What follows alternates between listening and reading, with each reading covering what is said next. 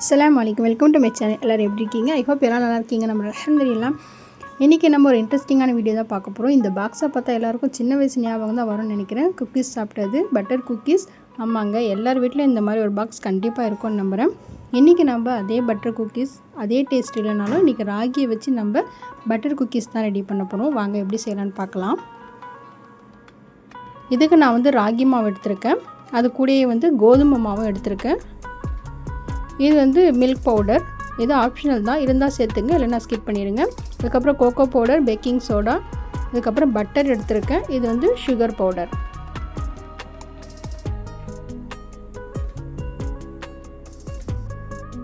இப்போ நம்ம குக்கீஸ் செய்ய ஆரம்பிச்சிடலாம்.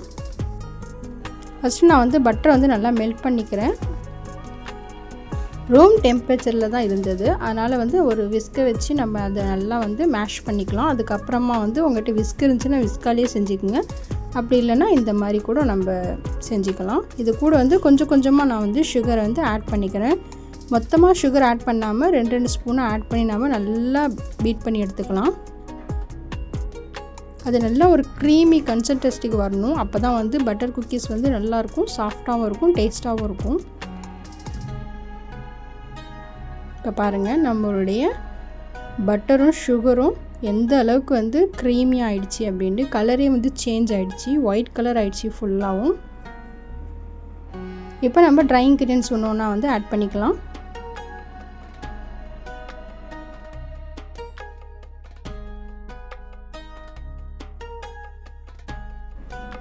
நான் இது கூட ராகி மாவு ஆட் பண்ணுறேன். ராகி மாவு, அதுக்கப்புறம் கோதுமை மாவு எல்லாத்தையும் கொஞ்சம் கொஞ்சமாக போட்டு சலிச்சிக்கலாம்.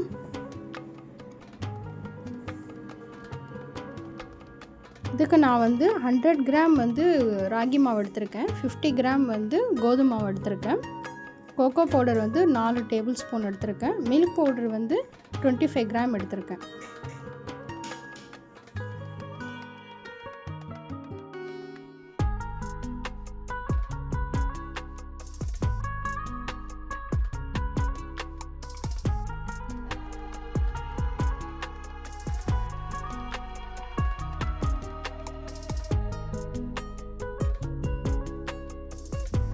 இப்போ எல்லாத்தையும் நல்லா கலந்து விட்டுக்கலாம். இதில் தண்ணி, பால் எதுவுமே நான் ஆட் பண்ணவே இல்லைங்க. வெறும் அந்த சுகர், பட்டர் அது மட்டும்தான். அதுக்கு நல்லா நம்ம கலர் நல்லா கேரமலைஸ் ஆகிடும். ரொம்பவும் ஸ்டிக்கியாக இருந்துச்சு, ரொம்பவும் ஹார்டாக இருந்துச்சு அப்படின்னாக்கா கொஞ்சோண்டு மில்க் மட்டும் ஆட் பண்ணிக்கோங்க. பட் எனக்கு இந்த இது கரெக்டாக இருந்துச்சு.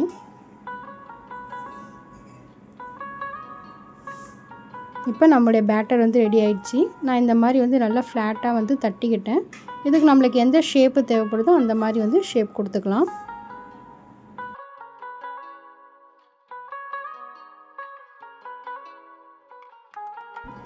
திக்னஸ் இந்த அளவுக்கு இருந்தால் போதும். பேக் பண்ணும்போது எப்படியா இருந்தாலும் குக்கீஸ் கொஞ்சம் பெருசாகும் நம்மளுக்கு.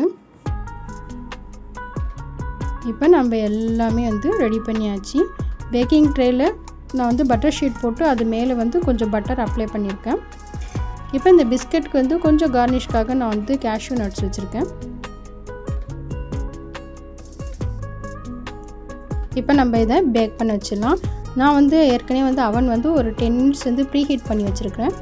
இப்போ 20 மினிட்ஸில் 180 டிகிரி செல்சியஸ் வச்சுருக்கேன்.